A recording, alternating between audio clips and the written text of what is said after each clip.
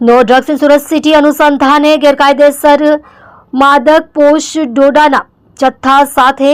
એક ઇસમને પકડી પાડી એનડીપીએસનો કેસ શોધી કાઢતી સુરત શહેર ઝોન 6 એલસીબી ટીમ તથા Sachin police inspector Shri P N Vaghela નાવના માર્ગદર્શન હેઠળ તેમજ સર્વેલન્સ સ્ટાફના police sub inspector Shri N D Damor નાવના નેતૃત્વ હેઠળ સચિન પોલીસ સ્ટેશનના હેડ કોન્સ્ટેબલ ભગવાન પ્રકાશ રાવ બકલ નંબર 14579 નોકરી એલસીબી ઝોન 6 સુરત શહેર તથા પોલીસ કોન્સ્ટેબલ પ્રકાશ કુમાર બાબુલાલ બકલ નંબર 4486 નોકરી સચિન પોલીસ સ્ટેશન સુરત શહેરનાઓને મળેલ બાતમી હકીકતના આધારે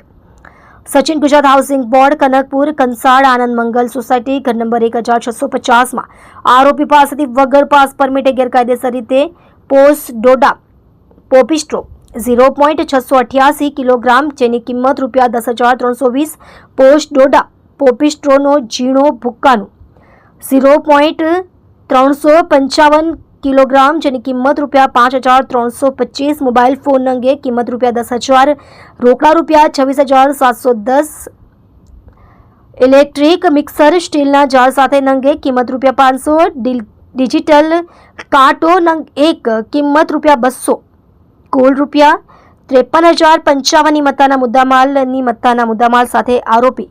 મનોહરલાલ ભગવાન રામ બિશ્નોઈ ઉંમર વર્ષ 24 રહે ઘર number 1650 Anand Mangal society Gujarat housing board Kanakpur Kansad Sachin Surat શહેર મૂળ વતન ગામ કરડા તાલુકો રાણીવાડા જિલ્લો ઝાલોર રાજસ્થાન આને પકડી પાડી પ્રશંસનીય કામગીરી કરેલ છે। આપ જોઈ રહ્યા છો ગુજરાતની સૌથી પહેલા ખબર આપતી Surat express news channel director Rajesh મંગલેની સાથે।